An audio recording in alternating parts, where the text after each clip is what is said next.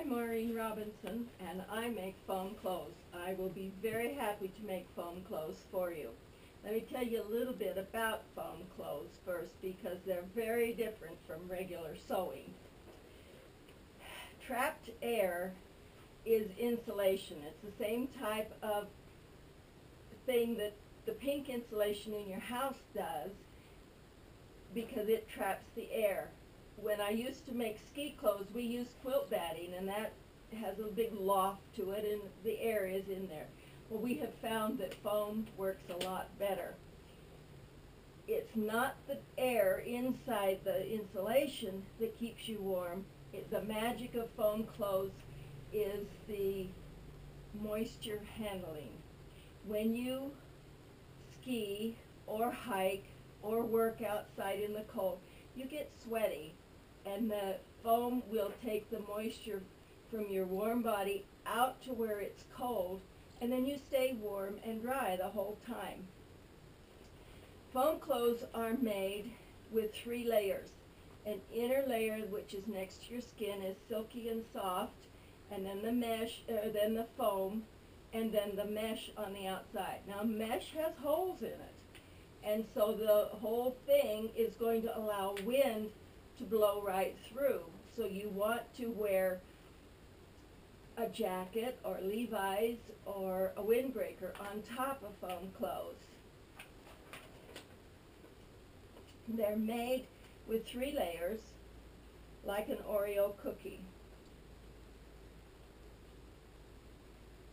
I want you to think about a barn, an old barn with the wind blowing through the wood slats.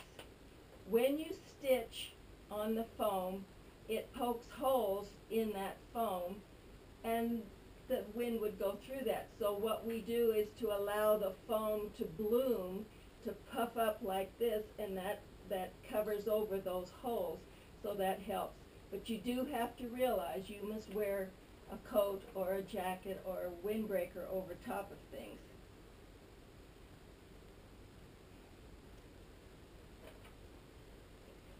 I use an industrial sewing machine.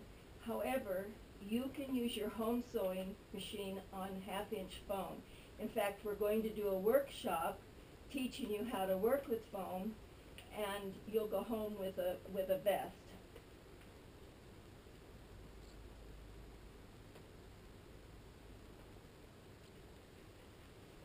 Again, I want to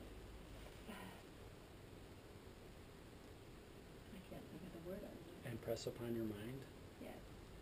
Again, I want to impress upon you that you have to realize that foam clothes is underwear. You don't want to wear a cotton t-shirt underneath it, because cotton will hold the moisture and you'll get cold. You cannot wear a Gore-Tex or a coated or a waterproof on the outside, because the moisture will stop right there, and you open up your jacket and the whole inside will be loaded with frost. So you want something that's breathable on the outside, meaning if you hold it up to your mouth and either blow through it or suck through it, if you can get some air, then it is breathable. It doesn't want to have a coating on it, because that won't allow the moisture to go through.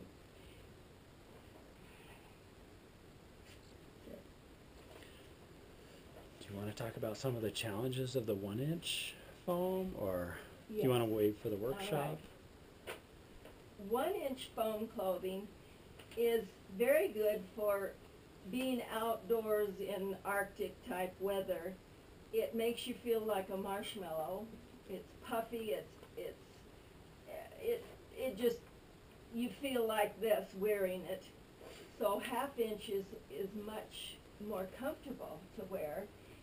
And with, we all have jackets and hats and mittens and gloves and things. So putting 1/2-inch underneath something like that is going to keep you very, very warm. In fact, I have been making vests lately for people, and we're finding that is going to work very, very well under a jacket, because people already have their jackets. But if you want 1-inch, I will be very happy to make that for you. So Can I dialogue a little bit? So the 1 inch is primarily for extreme Arctic conditions, not northern Utah, right? So you probably don't need it, and it's an order of magnitude more difficult to assemble. You need an industrial sewing machine. This wouldn't be for the tinkerer to build in their own house or garage. Is that correct? It's like wrestling with a cranky crocodile. It is very difficult. Working with foam is not at all like dressmaking.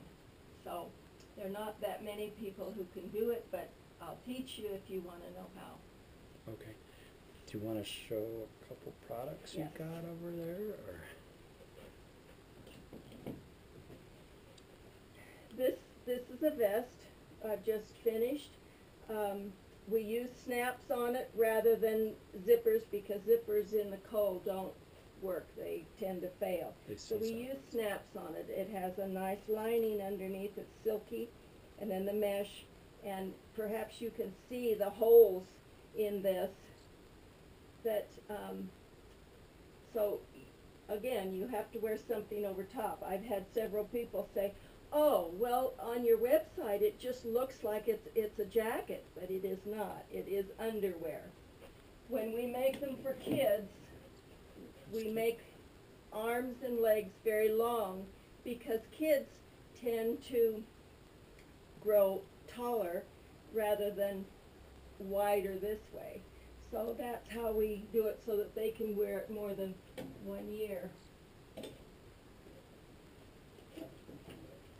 When we start with it, it first is sewn with the lining to the foam, and then we cut off most of the seam allowance, but this puffs out and it blooms, and then when I put the mesh over top, then all the seams are enclosed inside.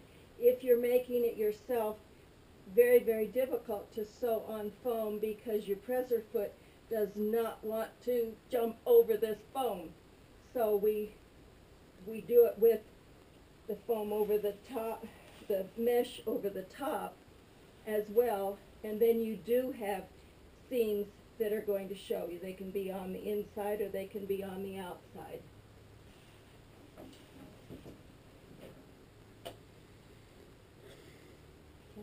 Okay. Yeah. Thank you for doing that. That Yeah. helps a lot.